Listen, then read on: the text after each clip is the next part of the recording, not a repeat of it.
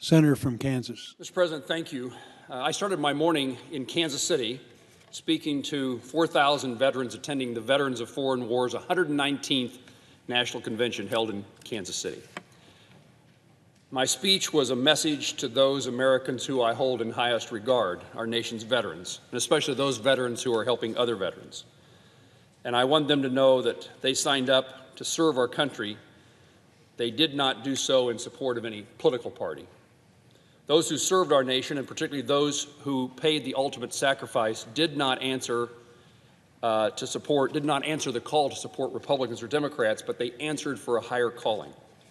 Speaking to thousands of veterans this morning and being in a room filled with the characteristics that make this country so great, duty, honor, loyalty, respect, should remind us here in Washington, D.C., that we must work together to do everything possible to ensure that our nation's nearly 20 million veterans receive the best our nation has to offer.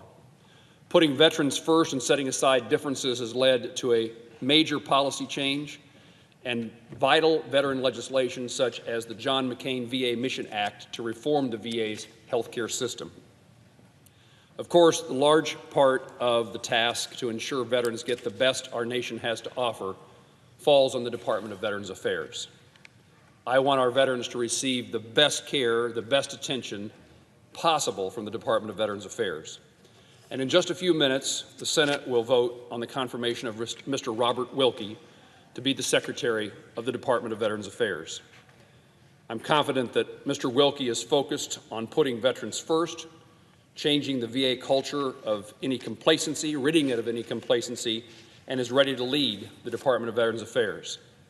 Of course, Mr. Wilkie has numerous monumental tasks ahead of him.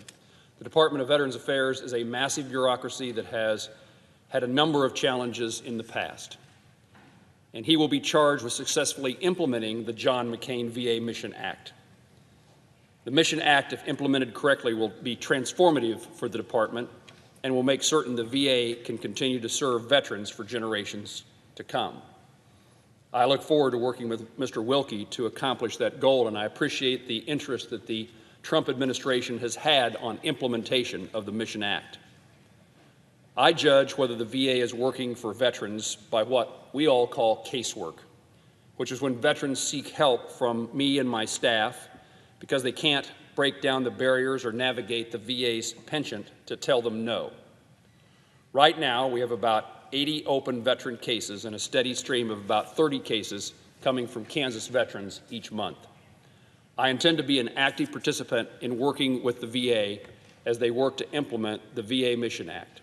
I intend to be a constructive participant in the process of making the VA better for Kansas veterans and for American veterans. And those in our communities can help as well. It's not just the Department of Veterans Affairs, it's what we all do as citizens, as educators, as businessmen and women.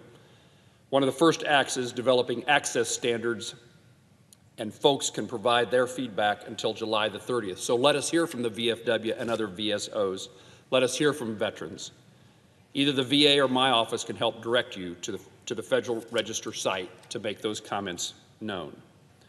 I'm pleased that we're taking the final step needed in the Senate tonight to provide the leadership to confirm Mr. Robert Wilkie to be the Secretary of Veterans Affairs.